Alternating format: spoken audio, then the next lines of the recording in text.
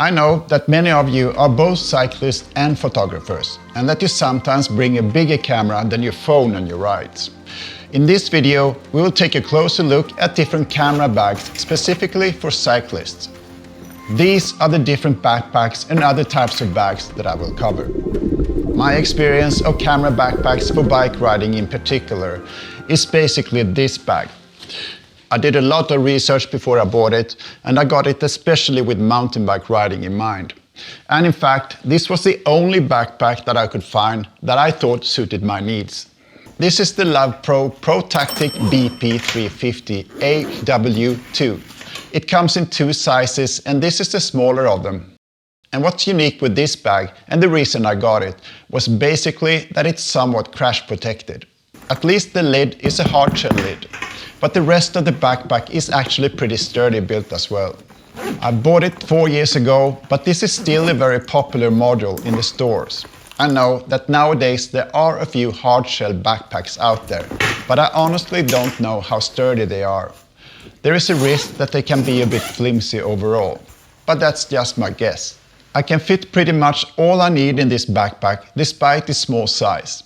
There are ways to mount, for instance, a tripod with these straps on the outside, but that can be dangerous for us bikers, so I got the smaller tripod that fits inside. But you cannot fit all these things and a big full-frame camera with lenses in here. You have to be selective of your gear or get the bigger version. There is also a decent detachable waistband that comes with it. It works absolutely great, but I found that I don't need it.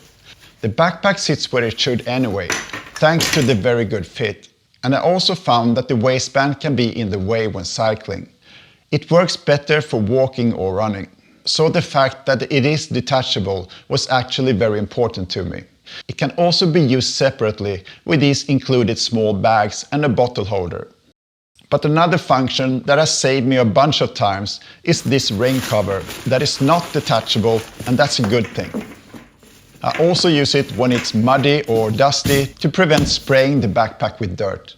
More useful than you might think. I'm not saying that this is the best camera backpack for cycling in the world, but I've never looked for anything else. I'm happy with it.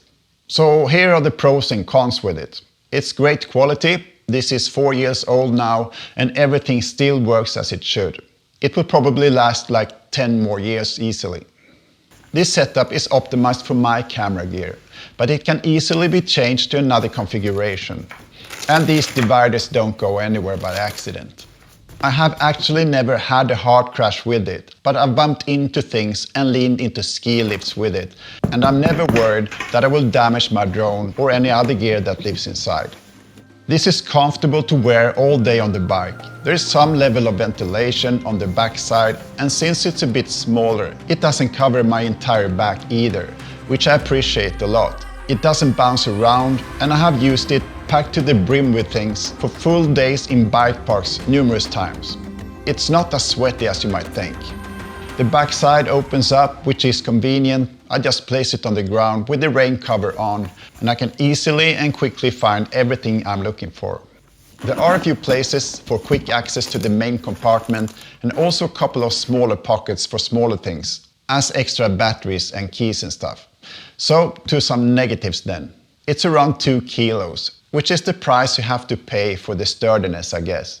With all my equipment, it's nearly 6 kilos.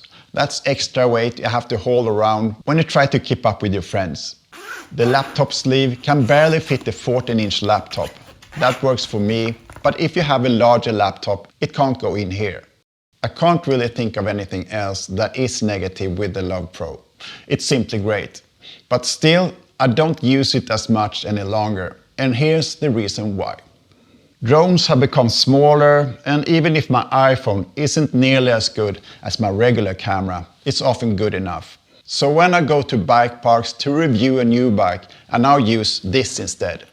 I put the drone in a hard case and my phone in my pocket and hope for the best. My GoPro sits on the chest mount, and that's basically all I need.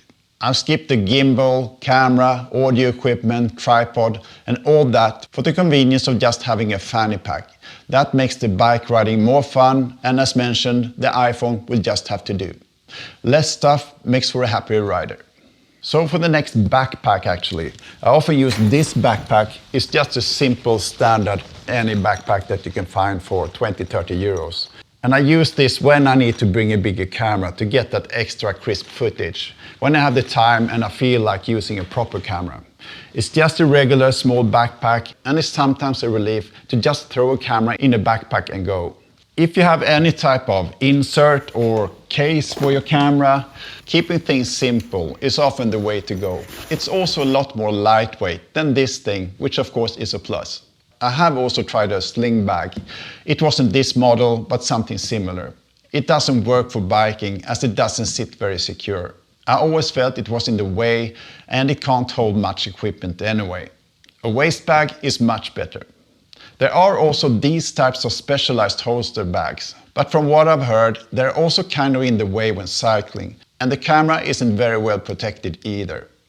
Some cyclists use handlebar bags and frame bags, but I would stay away from them when I want to bring an expensive camera due to vibrations. Perhaps it can work on a road bike, but even then I would hesitate to bring my new expensive full-frame camera. In a leap of faith, this company sent me this waist bag to test. When this waist bag can only take a small drone, this can actually swallow a full-frame camera. And if you're only bringing a camera, I strongly recommend using a waist bag over a backpack.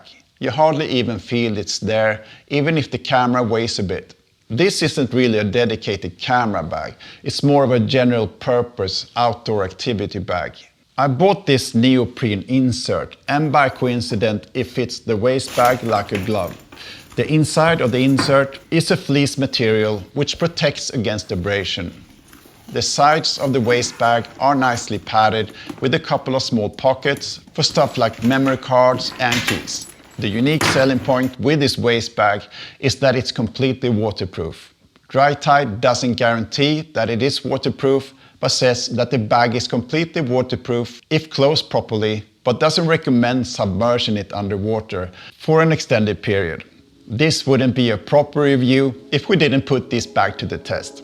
I'm putting my full frame camera in here and take a ride to a lake.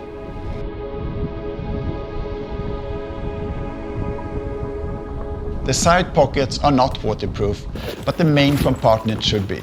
I might have been a bit sloppy when closing it, but I've also got that neoprene insert in there for extra protection. Bubbles out usually means water in, so this will be interesting. I'll leave it submerged for about 10 minutes.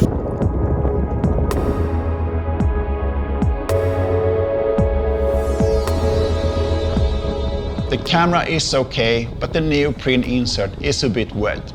I think if the bag would just fall into the water for about 5 to 10 seconds, it would be completely dry.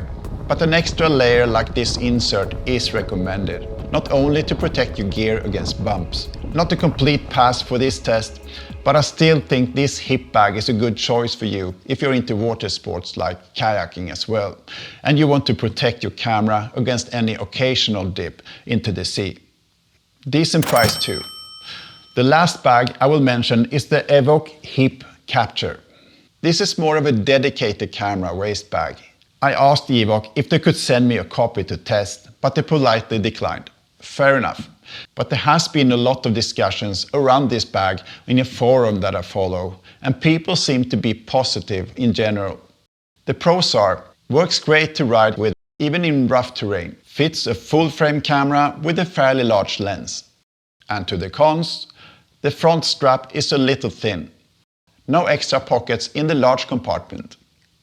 Expensive. The Evoc is probably a better camera waist bag, but it's also almost 3 times more expensive than the Drytide. I've now got the Drytide bag, which together with this insert makes it absolutely good enough, with the added bonus of being almost waterproof. Just a quick note, I think there is a limit for how much weight you can put in your waist bag. At some point it's better with a backpack instead. And I would set that limit to about 1.5 to 2 kilos. Anything heavier than that, and you will feel a lump that bumps up and down against your lower back, and a backpack would simply sit better. That's my thoughts on camera bags for biking, but but I'm always looking for options. So if you have any tips, please let me know in the comments below.